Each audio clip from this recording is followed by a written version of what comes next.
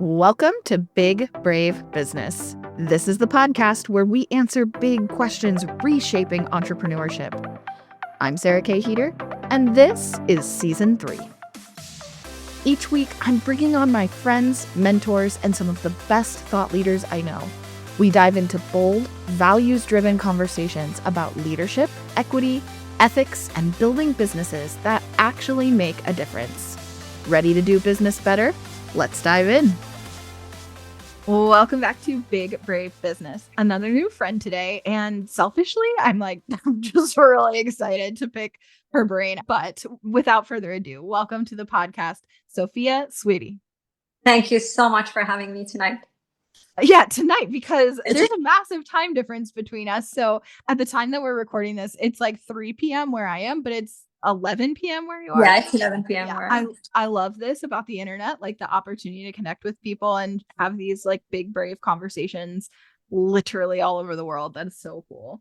So what I want to talk to you about today in particular, just because it fits right in with like everything we've been discussing on the podcast this year, is you are a mindset and wellness coach for high performers, and you specifically work with people on this concept of resilience and a resilient mindset. So let's just start there. What is a resilient mindset? A resilience mindset is actually the ability to adapt to change. So it's not bouncing back, it's not pushing through. It's very much like a bamboo, being able to bend and to adapt to changes. And changes can be anything.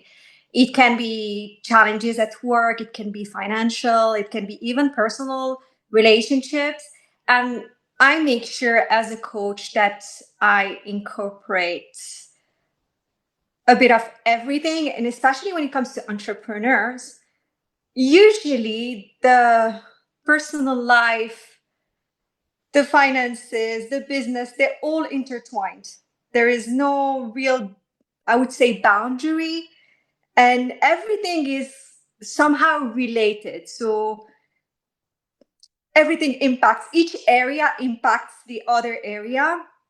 And that's represents per se like a real challenge for entrepreneurs. So that's for me resilience. That's the broad definition. Now, I think you mentioned resilience because of the old word I've got. I usually call myself mindset and transformation coach rather than just resilience coach. And my approach is very much combining the body, the mind, the soul. I've got a very unique way to work, and it's actually based on my personal experience and my own challenges, because I've been through a lot of challenges, whether it's my physical health as well as my mental health. And my own experience led me to first train. I've got a psychotherapy background, which enables me to work with the psychological aspect, the emotional parts as well. So I've got this background, and my own experience led me to that.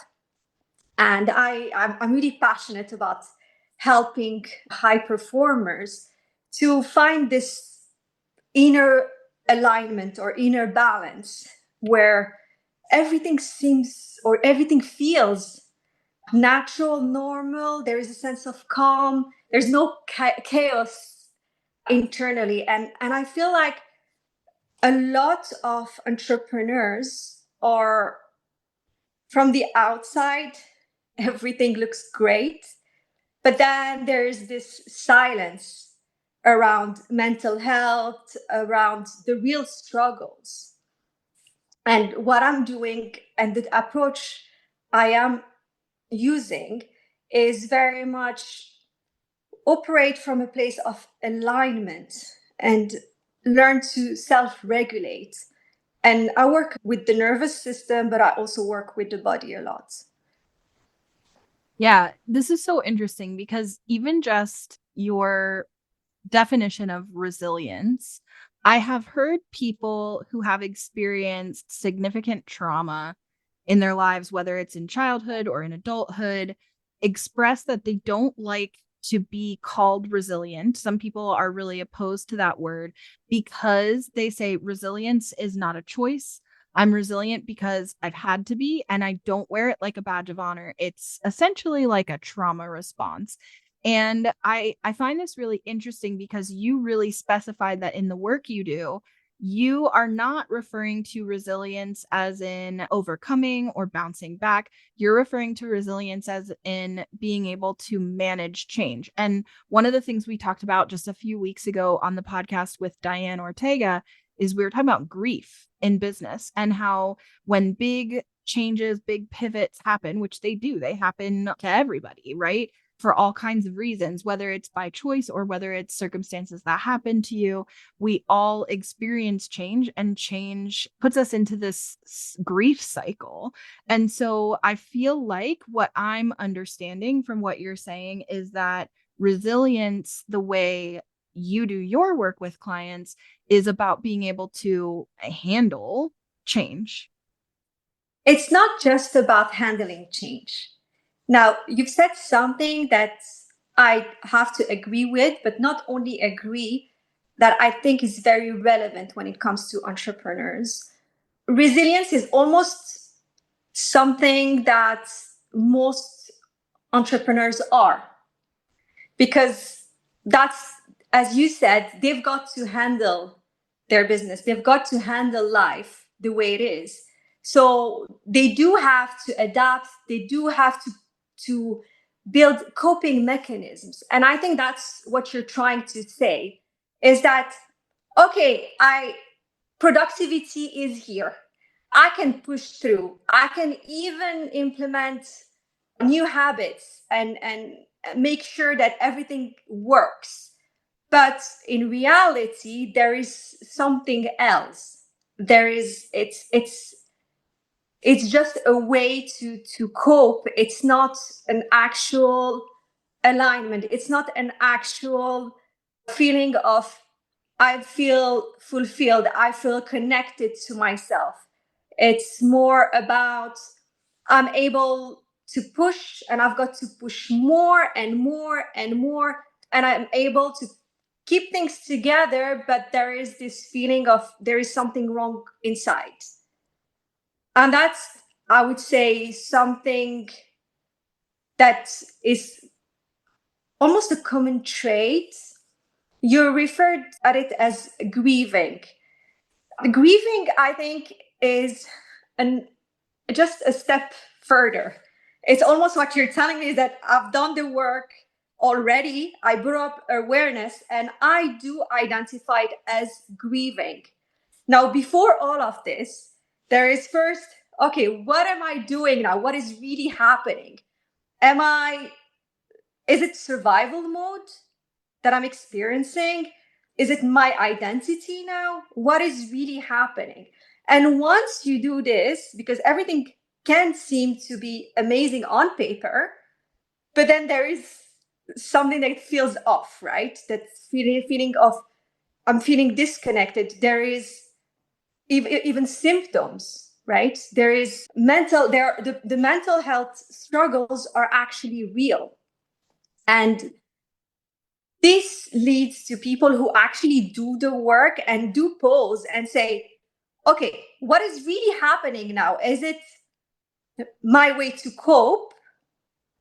Or is it what is happening with the habits? What is happening with the patterns? What are the patterns? Is there something underneath all of this? So that's awareness. Once there is this awareness, the people who do the work and do manage to bring this awareness realize, okay, but there are some fears. There is this fear of all pain, the fear of the rejection, the fear of, there's so many different fears. And once you realize that, oh, there are these different fears, right? I'm aware of them. I can actually identify those fears. What am I doing now? like my nervous system is trying to protect all of this. So what do I do now? I self-regulate, but I also work on safety. And that's the work, because grief is real. But as I said, it's perhaps one step further. It means that you already started doing the work, realizing, okay, I'm aware of the fact that this is a coping mechanism. This is survival, and I want to operate change. So that's very much the work to do when it comes to coping trauma. And I do this a lot with my clients, breaking patterns, unconscious patterns that are here, but we're not necessarily aware of it. And then I do this with my client where we bring up awareness, and then we actually operate change, and we start implementing different patterns through repetition until it becomes part of who they are. This is interesting. So I'm curious, like when you talk about patterns, what kind of patterns are common for a high achieving entrepreneur? Like what are the patterns that you see repeatedly in the clients that you work with? Okay, so there are a few patterns that are common. It's overworking. That's very common. Okay. Over exercising, which sounds counterintuitive, because if you think about implementing healthy habits, you think, okay, I start with the body, and I do implement healthy habits, start exercise, start working with the brain and all of that. But there is also the over exercising, over working. And then there is also the substance abuse as well. So a lot of alcohol, a lot of smoking, and these are the various patterns and their ways to cope when it comes to mental health challenges and mental health difficulties. This is interesting because I think like substance abuse specifically, I guess it can get away from you where you feel like it started with something that's just like numbing or something like that. But then you cross that line at some point of it's a healthy habit or it's not an unhealthy habit to it becomes an unhealthy habit. But that one seems the most to me like it wouldn't be a subconscious pattern. Overworking and specifically overworking out, that I could see as being subconscious. But I'm curious, like, if it's a subconscious pattern, how does somebody recognize that they have that? How do you find out So what your that's subconscious patterns yeah. are? So basically, if we rule out, or we just put on the side, let's not rule out, but let's put it on the side. If we put aside this unhealthy pattern, and we say that we just consider the healthy ones. So there is, as you said, healthy eating, healthy habits, over exercising, overwork. It's very much pushing, pushing, pushing, pushing, to the point where there is a disconnection somehow, and people kind of lose who they are. So there is this sense of, I'm losing myself. I'm just doing everything. I've got these routines that I've put in place, that I'm actually like following every day constantly. But there is something, and that's why I'm saying it's unconscious, where there is this feeling of inadequacy, or of, I'm losing myself. This doesn't feel like who I am anymore. Mm-hmm. And you can call it somehow an invisible burnout, where there is this feeling of disconnection. And sometimes, if not often, I wouldn't say sometimes, the body's actually, as they say, the body keeps the score. So people start feeling it. So the first signs are cognitive functions, where people start losing their creativity.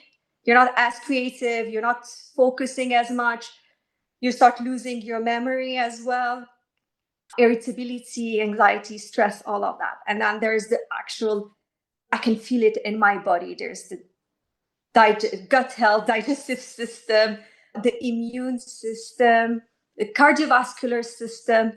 And that's where it starts being imprinted in the body. And people can feel like, okay, there is something wrong, although I'm doing everything right. What is happening? So on the physical level, they can actually feel it in their body, but there's also this sense of, okay, there is something about, there's something wrong. There's something that feels that I'm not being myself. I'm losing myself. So that's the most common ones.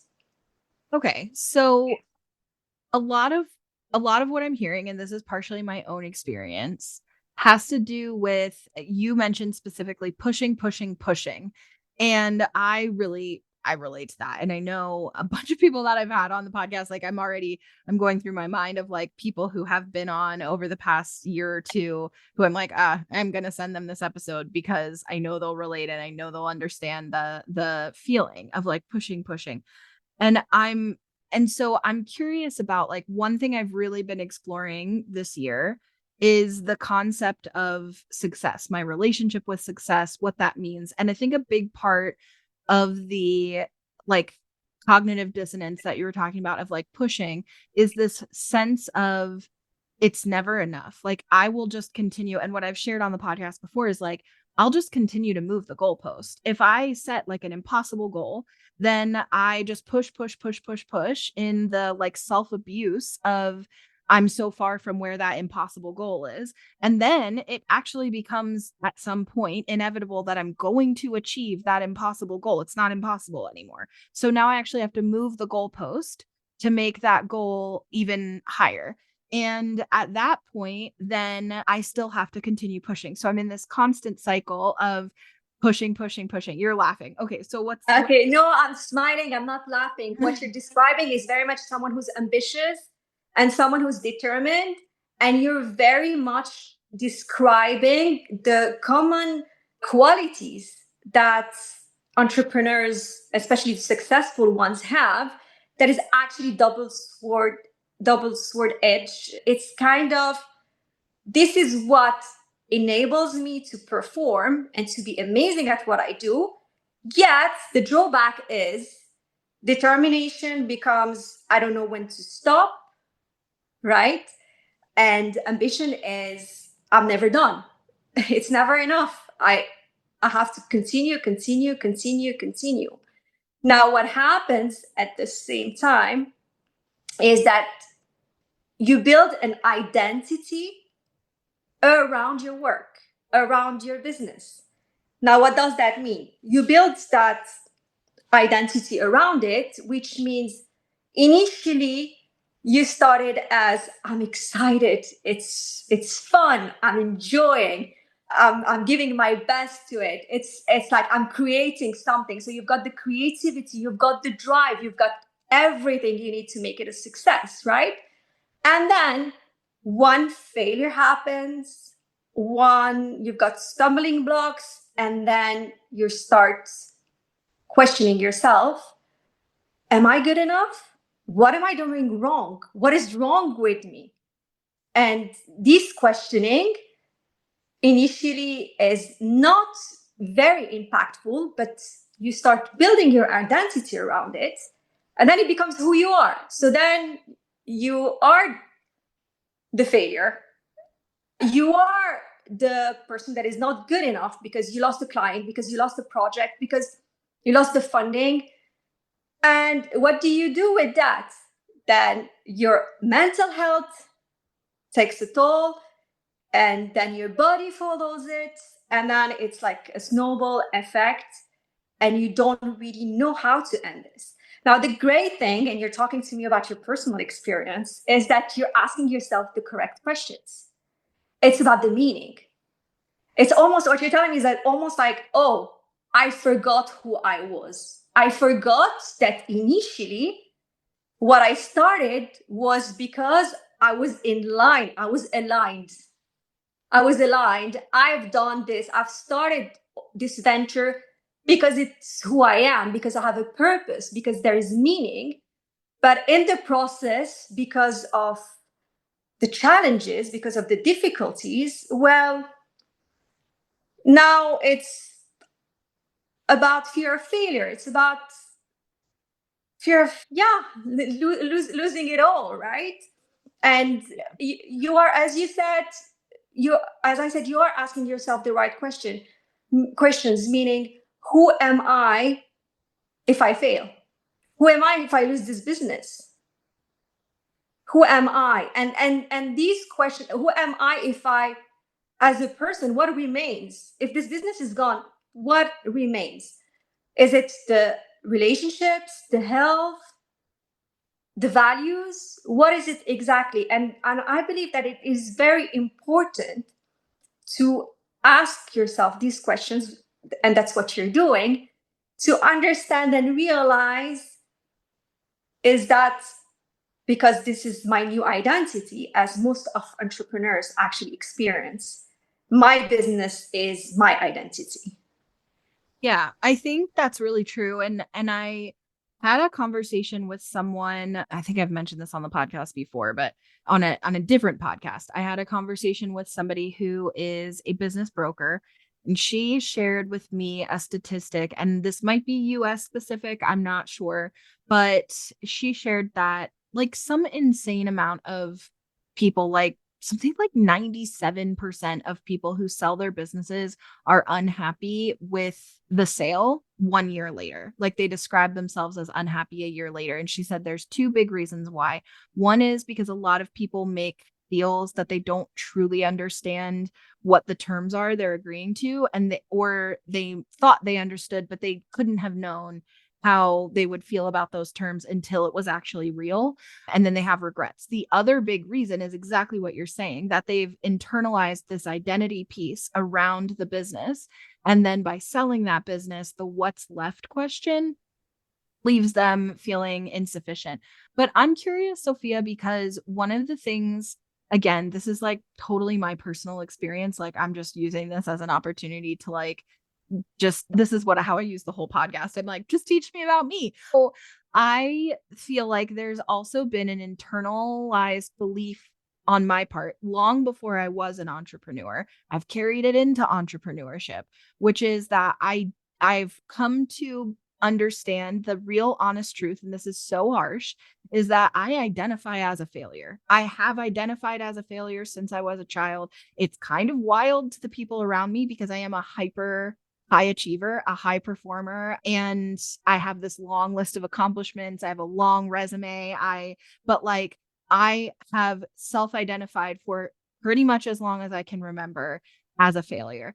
And so some of what you're saying is like, if this business fails, where does that leave me? But the business doesn't have to fail for me to believe I'm a failure. Now, as much as it feels very isolating and like vulnerable to admit that, especially on a podcast and like posting it on the internet, go ahead, have at it. I also know, I truly know I'm not the only person who feels this way. And I hope the person listening, I hope that you don't feel this way about yourself, because now that I've been honest with myself about this, I can honestly say I don't want to continue feeling this way about myself. And it is something I'm actively rewiring. So I hope that's not true for you, but if it is true for you, let's hear what Sophia has to say. It's just my point is not to tell you just drop your ambition and just forget it, relax, chill, take a deep breath. It's okay. It's going to be okay. I'm not saying that. I'm not saying that you're doomed to fail. Quite the opposite. What I'm saying is you are much more as a person than your business. And asking yourself these questions will make you realize that you are not a failure. You have so much in terms of your values, your relationships, even the relationship with yourself. And once you've done this, then you can continue with using your motivation, your determination to actually perform even more and taking to the next level. And that's where I believe that traditional advice or traditional mental health support fails when it comes to high performers and especially entrepreneurs. It's instead of just saying, okay, take a break, relax, perhaps you should change the way you function. It's realizing that no, that's not actually what you're meant to do. These are your actual strengths. And you have to keep these strengths because they are actually taking you to the next level. But it's very much realizing that you do not need to tie your well-being, your success, your mental health to your achievements. Because if you do that, it's never ending. You'll just accumulate achievements and then realize, oh, okay, forget about the failure. Even those who actually are extremely successful, and whether it's financially and everything is doing great, they still struggle mentally, and there's still this inner misalignment somehow, because it's never enough, right? And there's this burnout that is real, although the business is successful, but there are other underlying elements, and it's like the tip of the iceberg. There are a lot of, as you said, in your specific case, it's fear of failure, right? You always say it like a failure. Some people is feel of rejection and old pain, things that you can actually retrace to childhood.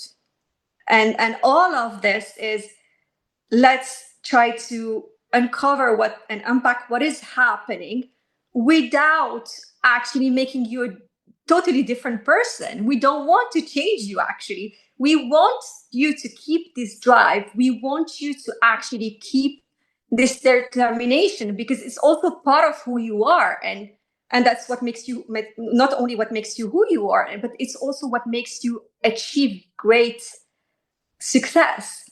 Now, what you can do is change your identity and building safety. That's the most important thing. You actually start with awareness, you break the patterns and build safety. You feel safe. There is this sense of, I am good enough, I am safe, regardless of my business. I am a great person. I am amazing, regardless of my accomplishment. And that's the work to do. And that's the work I do in order for the entrepreneurs to be aligned and to continue thriving, not to drop those great qualities that they have, but those qualities that they don't know what to do with it. It's not about pushing more to get the results. It's about, okay, I create safety. I am aligned fully, and I behave with discernment. Things flow. And this comes with redefining the relationship with yourself, the relationship you have with others as well. Yeah. And sometimes it also comes with boundaries. And I know this is very hard because entrepreneurs have this difficulty setting boundaries, and also the ability to recover. It's pushing. But that's very much the change to operate. So one of the things that you had put in like your form before we ever even spoke had to do with the concept of success. Now, this is something I've dissected a little bit in previous episodes recently over the past several weeks, but can we talk about the concept of success for a little bit? Because I've noticed that in your word choice, you talk about mainly achievement, not so much using the term success. A little bit you have, but like, so I'm just curious, like, how does this all come together? Like resilience, mental health, what even is success, and then achievement? Like, how do they all come together? How should they come together? Like, what's a healthy way to think about thing. success? Like, That's where traditional methods and traditional solutions actually don't work. It's not a one size fits all solution. We're all different. Your definition of success is very different from another entrepreneur's definition of success. For some, being successful is financial only. And for others is having a family, building a family. And it's very important to redefine success. And success often comes with, I am very much in line with my true purpose, because that's really impactful. If the only driver or the main driver, and now I am talking from a personal experience, where I was a high achiever in finance, where I did really well, and I was overperforming my peers at the same level. I started quite young, and I had this sense of emptiness, or this sense of, okay, I'm waking up every morning. What's the purpose? Is there a purpose? Is there a meaning? Okay, I'm getting paid really well. I'm quite happy. I can afford anything I want. I've got the friends, the everything that from the outside would look as someone successful, but there was no true purpose. And I didn't feel this sense of, I'm waking up in the morning, I'm going to work regardless of the financial aspect. Am I feeling fulfilled? Am I feeling like I make a positive impact? Was I actually born to do that? And that makes a huge difference. When you know that you have this feeling of, okay, I was born to do this, whether I'm paid or not, I have the drive, I love it, and I know I'm making a positive impact. That's a different ballgame. It makes a huge difference. Now, your personal experience is, I found it, I actually experienced it, I had the drive, but then on the way, there were road bumps, and that made me kind of reassess, reevaluate, and question myself, and allow myself to grieve as well. Is that what you're telling me? So both. I think both things are true. What's so interesting, Sophia, you talk about purpose, and I really want to emphasize this point, because I've heard, and I'm sure if you're a podcast listener, a business podcast listener, you've heard this also countless times. Everybody says, "What is your why?" And that has never resonated with me in the same way as, is this aligned with my purpose? Is this what I was born to do?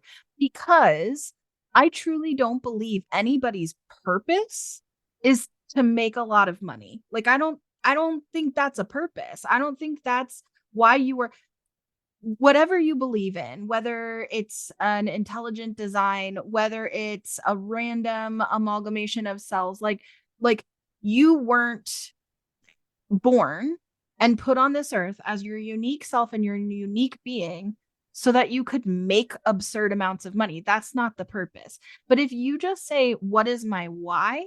I can have financial whys, right? Like, I want to live a certain kind of lifestyle. I want to provide a certain like financial stability for myself, for my kids, a legacy for the future generations of my family. I want to disrupt generational patterns of poverty. There are a lot of financial whys that are really big and significant and important, and that makes like revenue the number one measurement of success as an entrepreneur that we end up chasing. But the reality is, as I've been doing this work to redefine what is success for me, a huge thing that keeps coming up is like, am I in alignment? And I really meant like with my values, that's really important to me, is like, is this aligned with my values?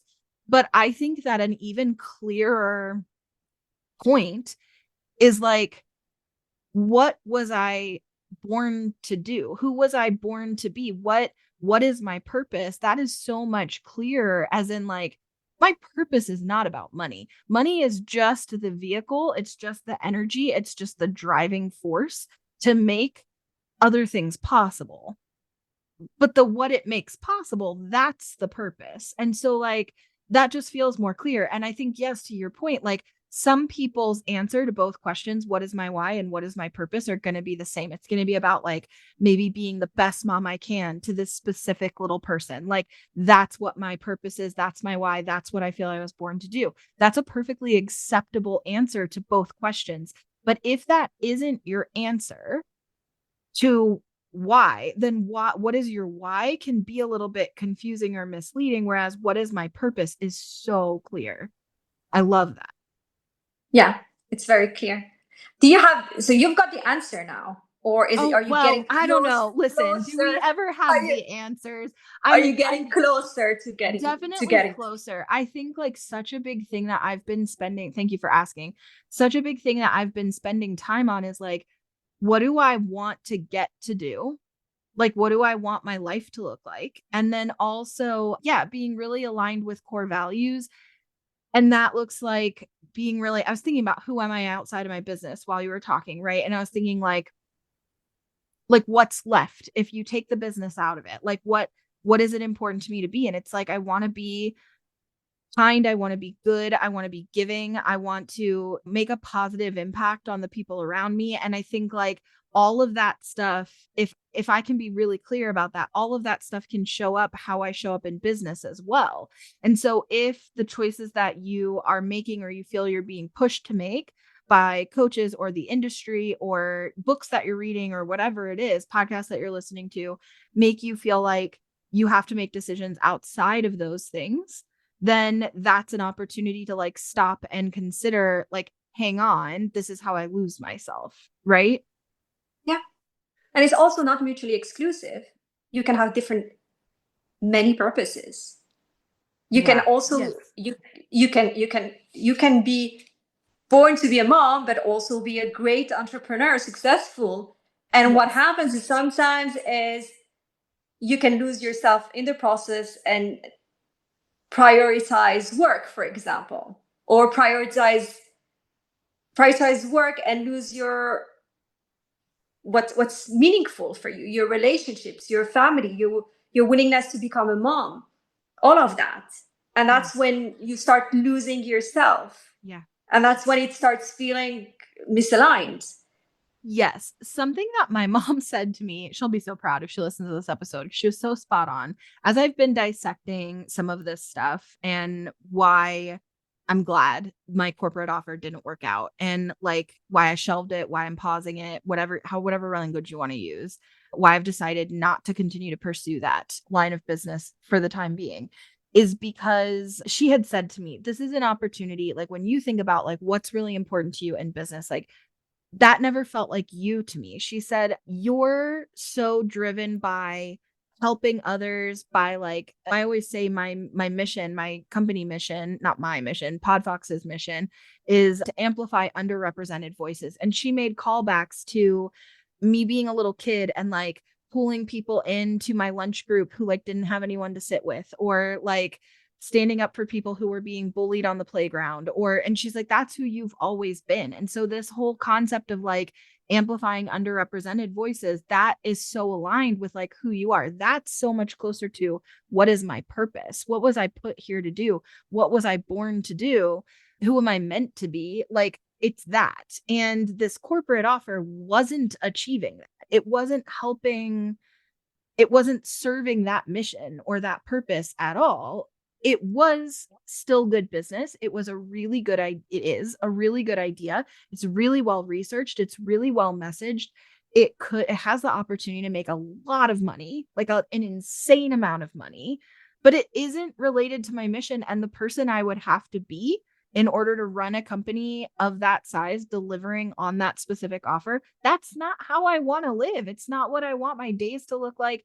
And I'm really trying to deprogram this kind of concept of suffer now to do your time so that one day you can like have a happier life. Like if you suffer now, if you put in the reps, if you do the work now, then one day you get to be happy. I'm rewiring that. I just want to be happy now. Like I don't Yeah. want to have to suffer Yeah. with the hope that I get the Yeah. chance to be happy in the future.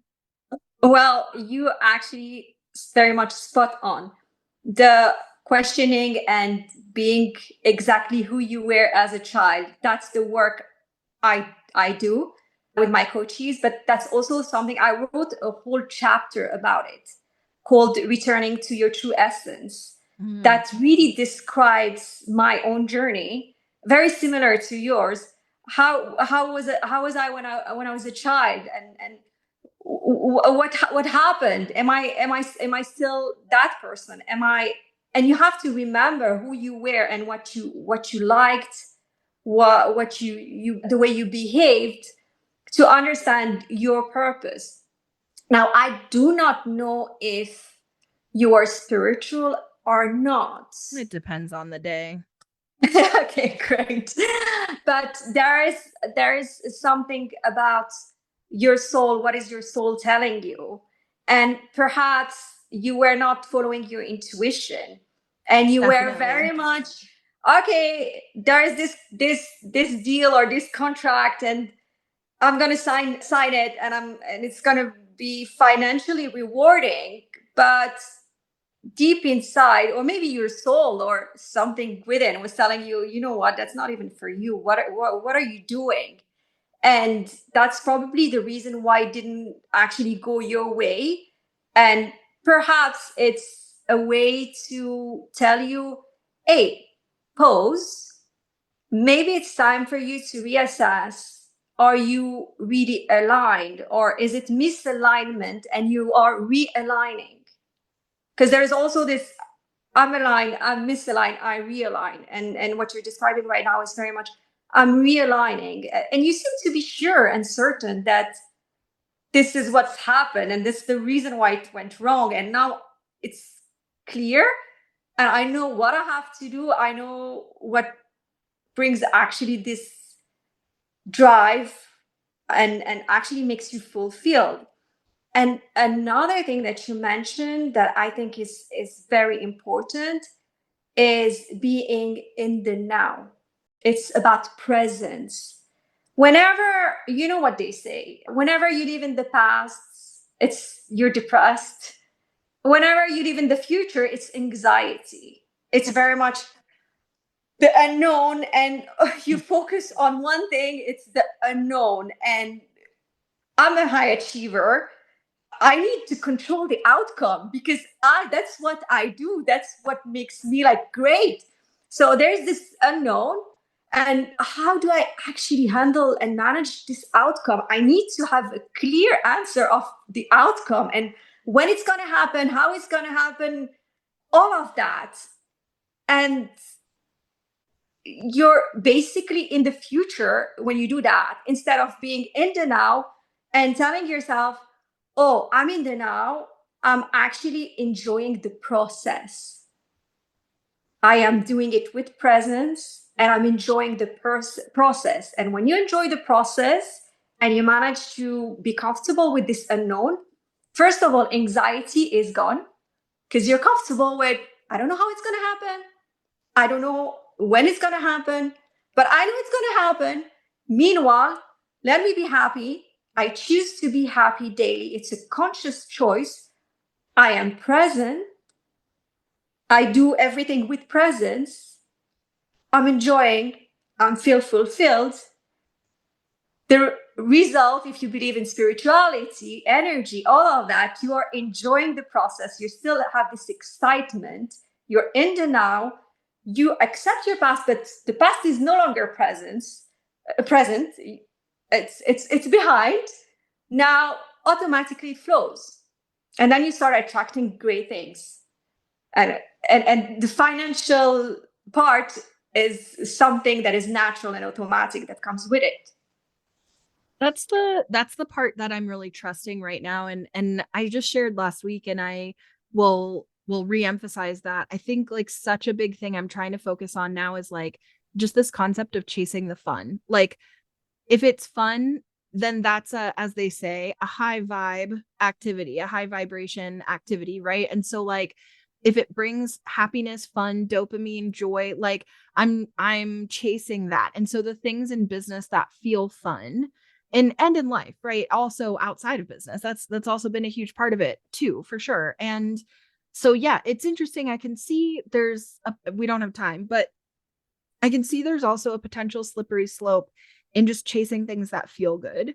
I think there's more to that conversation, but it does feel like a really good start. And I think shedding this kind of former identity that I had internalized, that like this level of like deserving to suffer, that's some symbol of being a good person, and that in order to be a good person we have to first like acknowledge all the ways that we have shortcomings, and that if you can't acknowledge the ways that you're falling short, then you aren't actually as good of a person as you could be. And so then that becomes this endless cycle of like never enough. And I think that this concept of presence and this concept of like all of these things really tie together, of resilience as in being able to adapt to change, and also being able to thrive in change, fits so well with like living in the present and having joy today and happiness today. I just love this conversation, and I feel like we could go for another hour. So I definitely want to have you back and like dig more into this. But in the meantime, like it is now midnight your time. It is time for bed. Thank you so much for this late night chat. I appreciate you so much, Sophia. Thank you, Sarah. I really did enjoy as well. And to you listening, thank you so much for being here as well. If you want to connect with either of us, all of our information, including Sophia's bio, all of her links are going to be in the description of the episode. And just know, like, if you're processing any of these things too, we genuinely want to have that conversation with you. So as always, my like call to action here is going to be to please come and connect with us. Like if anything we said resonated, that meant something to you, if you're processing something, if something stood out, if you want to argue about something, like, wait, this doesn't feel like it fits me, we genuinely want to have that conversation with you. So you are, as always, enthusiastically invited into our DMs. We would love to connect with you online. So our information is all in the description of the episode. And yeah, thank you so much for listening. We will see you right here next week.